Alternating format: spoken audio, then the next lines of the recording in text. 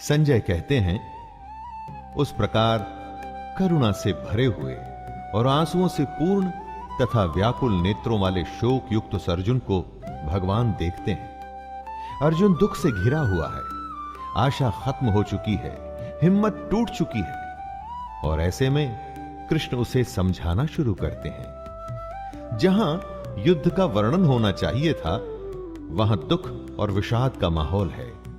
अर्जुन की आंखों में आंसू, मन में निराशा है। यह एक बहुत बड़ी हैरानी की बात थी। धृतराष्ट्र या संजय कोई भी इसकी आशा नहीं कर रहे थे। अर्जुन का दुख देखकर कृष्ण उत्तर देने के लिए तैयार होते हैं। दोस्तों, यही है गीता। अर्जुन या हम सबकी शंका और ईश्वर या कृष्ण का ज्ञान।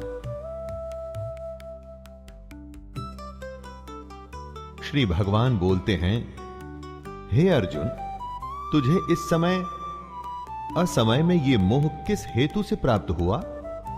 क्योंकि ना तो यह श्रेष्ठ पुरुषों के द्वारा आचरित है, न स्वर्ग को देने वाला है और न कीर्ति को करने वाला ही है। युद्ध के समय ऐसी शंका, यह तो असमय है। दोस्तों, इस तरह अपने शत्रु के प्रति मोह दिखाने का काम अर्जुन जैसे योद्धा कैसे कर सकते हैं? अपने कर्म से अगर हम मुंह मोड़कर मोह या किसी और वजह से हताश बैठ जाएं, तो वो ठीक नहीं है। इससे कभी कोई लाभ नहीं होता। कृष्ण समझा रहे हैं, हे अर्जुन, नपुंसकता को मत प्राप्त हो।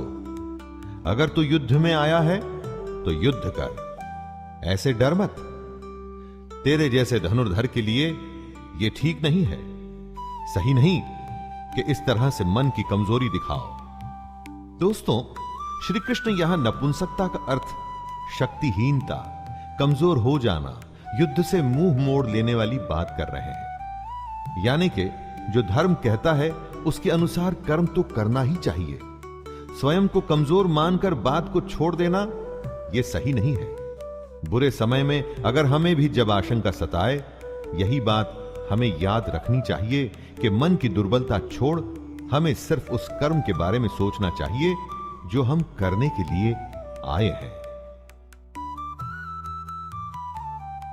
अर्जुन अपनी शंका के बारे में कहते हैं, हे मधुसूदन, मैं रणभूमि में किस प्रकार बाणों से भीष्म पितामह और द्रोणाचार्य के विरुद्ध लड़ूं, जिनसे मैंने सब कुछ सीखा है, जो मेरे लिए सबसे बड़े हैं, उन पर मैं कैसे बाण चला सकता हूं?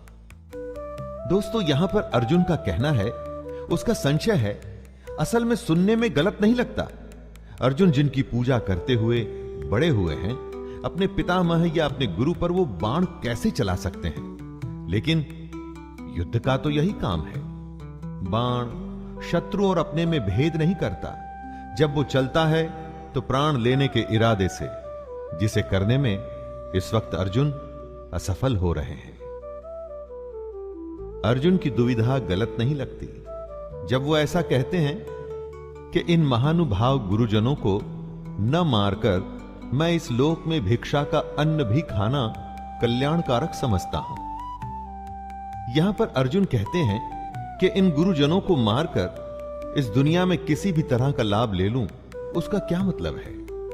अपने इन लोगों को मारकर उससे अर्थ और भोग, धन धान्य, ऐश्वर्य, ये सब तो मैं प्राप्त कर लूंगा, परंतु ऐसे भोगों से क्या प्राप्त होगा?